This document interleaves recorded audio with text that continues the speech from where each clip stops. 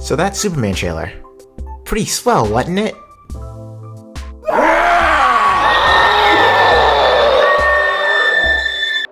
Oh wait, I forgot, it's the internet. I'm not allowed to have an opinion. Honestly, the discourse surrounding this movie is so funny.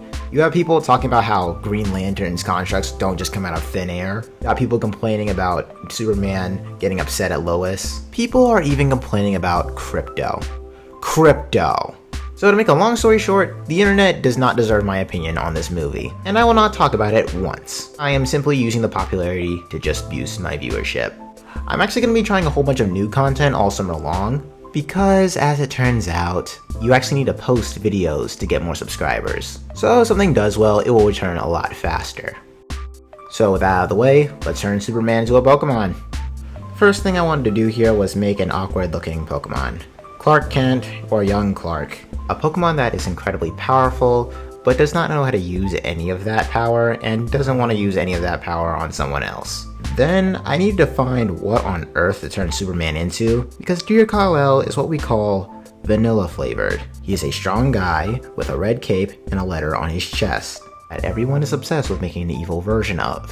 So there wasn't a lot to go off of, so I just decided to make him a rock. A meteor to be exact.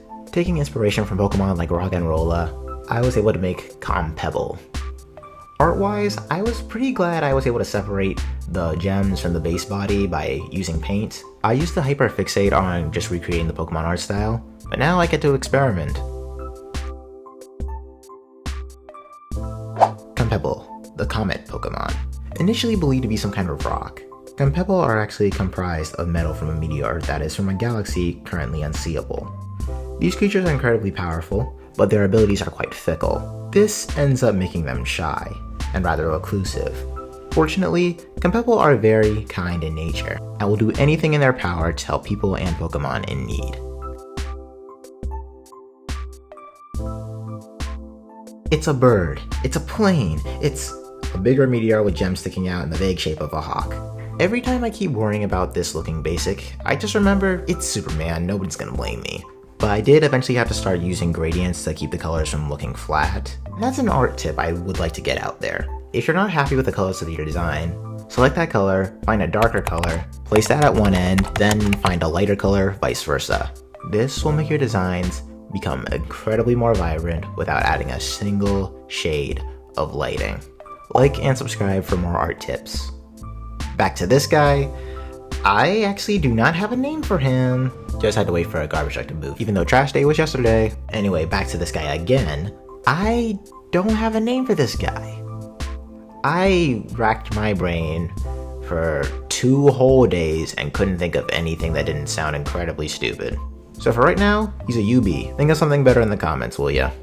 More powerful than many fabled legendary Pokemon, humanity is in luck that UB Solar is quite docile and benevolent. Scientists believe because of our planet's sun, this otherworldly Pokemon is provided with vast amounts of energy, which makes it view other Pokemon as weaker, not a threat to their well-being. While others believe UB Solar is just kind in nature, as it can often be spotted playing with young children and Pokemon, as well as settling disputes it has no clear gain in.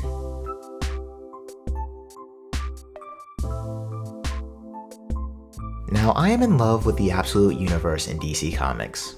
For the uninformed, the Absolute run of DC Comics are basically fleshed out what-if stories, where something major gets taken away from one of our DC characters, forcing them to become the hero that they eventually do become without that defining trait. Batman is broke and now is cosplaying as Bane. Wonder Woman looks deceivingly hardcore for how wholesome her series is.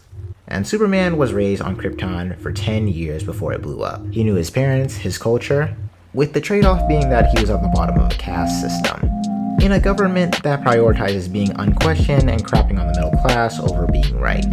This results in Superman never becoming Clark Kent, so he's very disconnected from humanity. On top of all of that, he seems to wear the Fortress of Solitude as a sort of symbiote suit that heals him and helps him regulate his powers. I'm saying all this to pad the runtime because I did not have a design before I made this script. The main goal here was just to make this design a lot more aggressive and yet mysterious at the same time, which is the same kind of disposition Absolute Superman gives off. While UB Solar is a crashed meteorite, Absolute UB Solar is still on fire. UB Solar, Absolute form.